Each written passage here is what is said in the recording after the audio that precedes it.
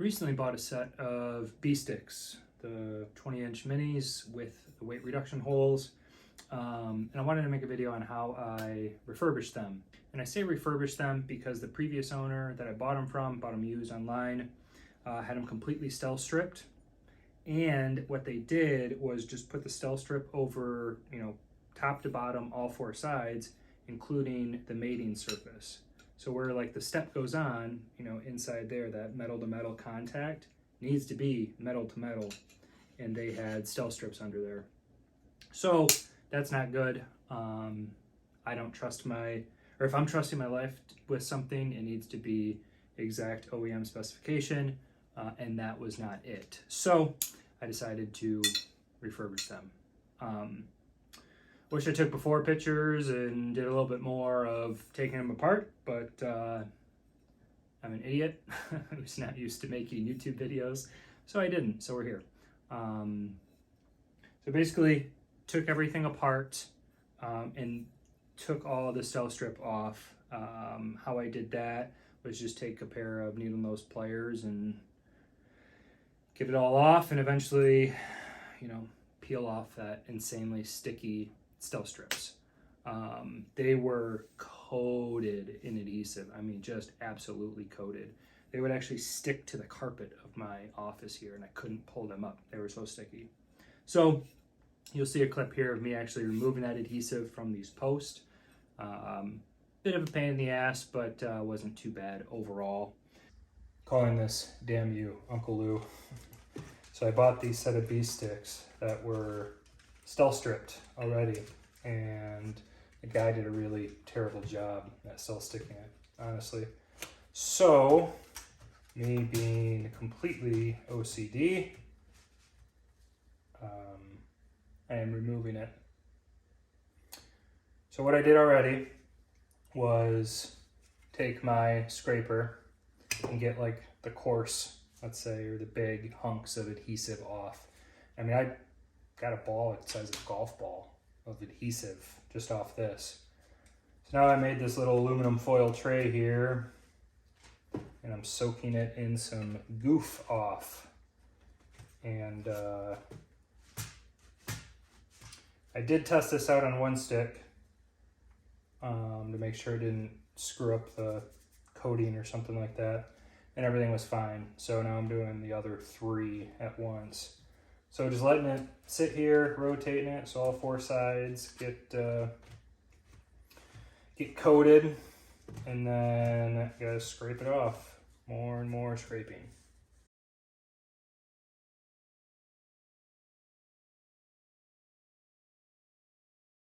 So we still have obviously some gunk on here, but that was the first pass through. So I let it soak for a bit. I did 2 scrapes per side. And I got most of it off. Obviously there's like, there's going to be a bit, but what I see is that like the goof off gets like saturated. So I like to do 2 soaks. So getting ready for the second soak.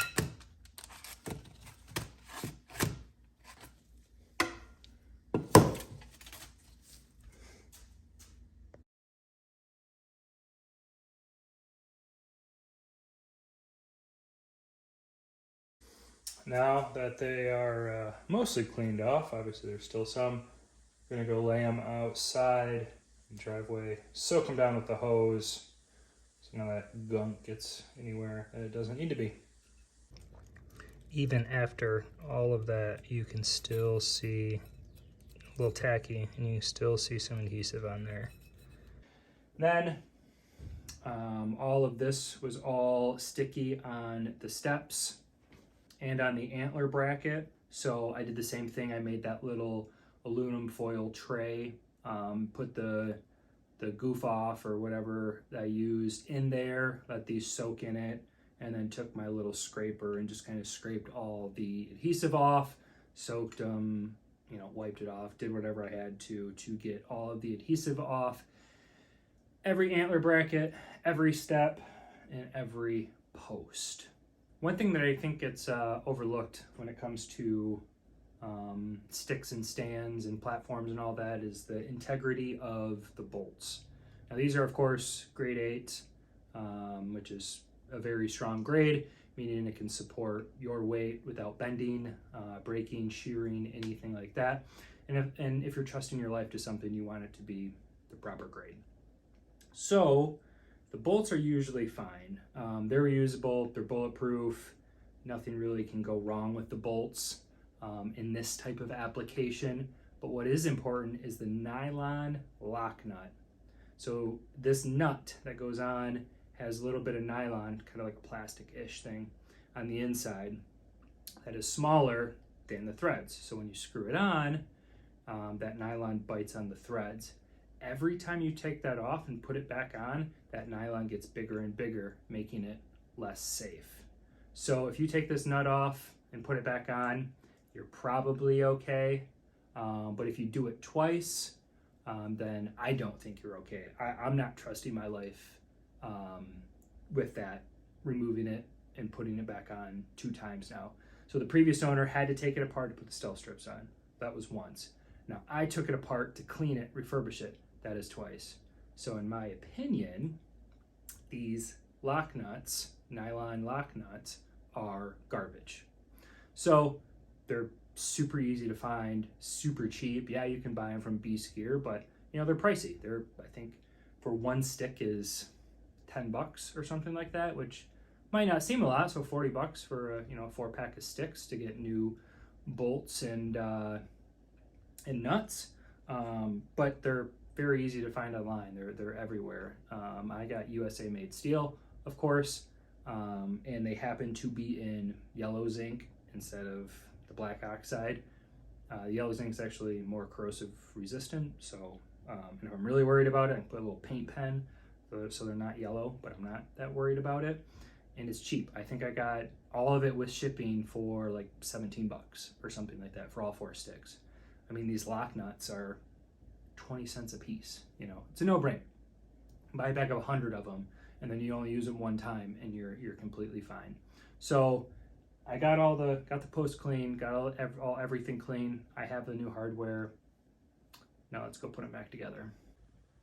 Here are all the parts. So obviously you have 8 steps, 8 antler brackets, 4 of these Delrin things for your cam buckles, for your post.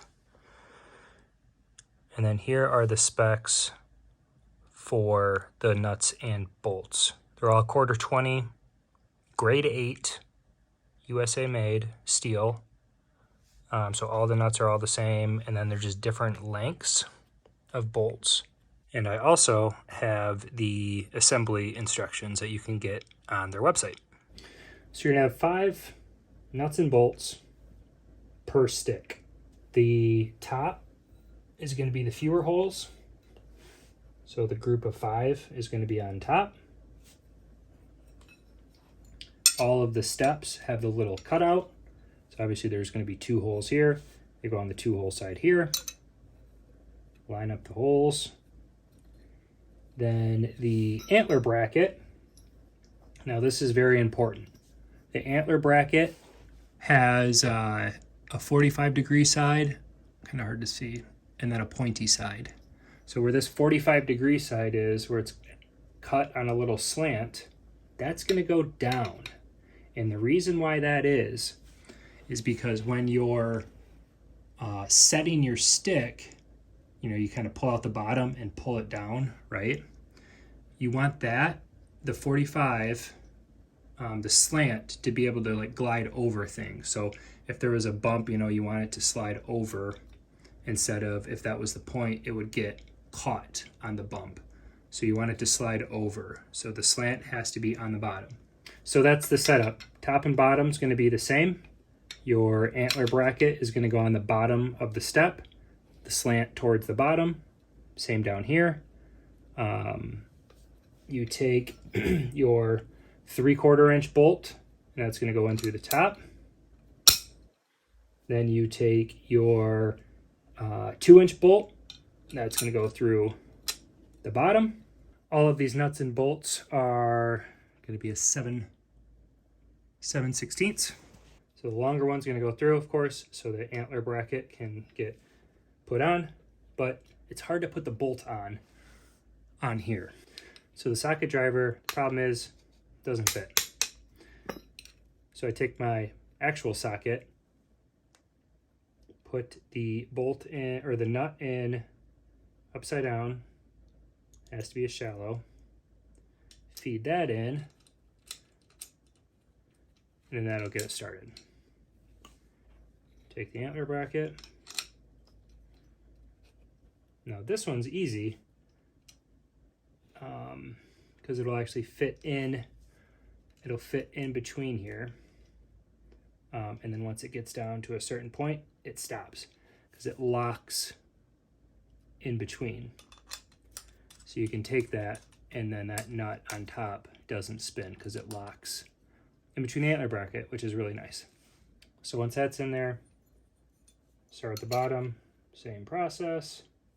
Long bolt on bottom, short bolt on top. Let's put the nuts in the socket. Let's try that again. Put the nut in the socket. Feed that in there. Tightens. Antler bracket.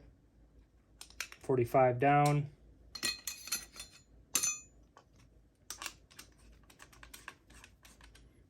That's set. And then your cam cleat, same process, has that hole cut out. So take your socket, put that in there, and get it started. Then you take your socket and your socket wrench, pull one in each other, tighten it down to spec. There you have it. Completely refurbished, quote unquote, new set of B-sticks. So one thing to keep in mind, again, all of the antler brackets, the 45 side has to go down. The instruction manual or sheet says the angle has to go up. And what they mean by that is if you take your finger and run it up, it has to go up. For me, I like to say the pointy side goes up, the angled side goes down. To me, that makes more sense than how they describe it, but to each their own. It's called the Beast button, and that's what it's called, that Delrin piece, Beast button. So the spec for the torque is you get it tight and then another quarter turn just to cinch it in there. So that's what I did on all 20 nuts and bolts. Everything is completely rock solid, no sound, no moving parts. Kind of the reason why I got the B-sticks is I was sick of my Skeletors folding up. When you go to take a step and your boot catches and it folds it up, and you go to step down at night and you about have a heart attack because you missed the step, you can't see it. So that was one of the reasons why I got it, was no moving parts. They're rock solid. And the attachment method. I may or may not be getting a new hunting setup for this year. So that's in the works. But the attachment method is going to be very, very rock solid. You can mount those, damn near any way you can with that angled step, which is really, really nice. So overall, very happy with these B-sticks. They're incredibly light, perfect size, perfect packability. Everything about them's great, except the way the previous owner put on the stell strips, but I got that taken care of. So yeah, good way to save yourself some money. A little fun DIY project.